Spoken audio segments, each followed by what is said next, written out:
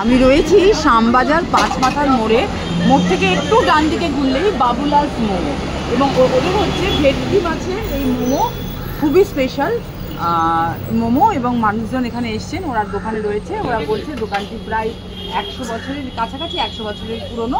সেই দোকানে এসে আমি ভিডিও করছি, আপনারা সবাই আসুন এই দোকানে, খুব সুন্দর। আমিও জেনেই এসেছি, তো আমরাও অর্ডার করেছি। তো আপনারা সকলে এই দোকানে আসুন সেটা চাইবো। আর অন্য কি আইটেম তোমরা করো এটা ছাড়া? হ্যাঁ, শুধু ভেটকি মাছের এই মোমোই বানাও? আচ্ছা, ওরা চিকেন ভেজের আসে, চিজ মোমো, নানান রকম মোমো বানায়।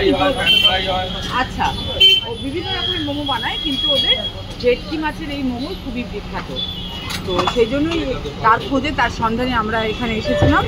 তো মানুষজন অনেক এসছে, বিকেল করতেই মানুষজন এখানে এসছে, একটা বর্ষামুখো বিকেল, তাই কিছু প্রত্যেকে এখানে এসছে, আমরাও এসছি সেই টানে, মোমো খাওয়ার টানে। নানান রকম মোমো আপনারা খেয়ে থাকেন, আমরাও খেয়ে থাকি। তো আজকে এই মোমো খাওয়ার জন্য এসেছি এই বাবুলাস মোমোতে।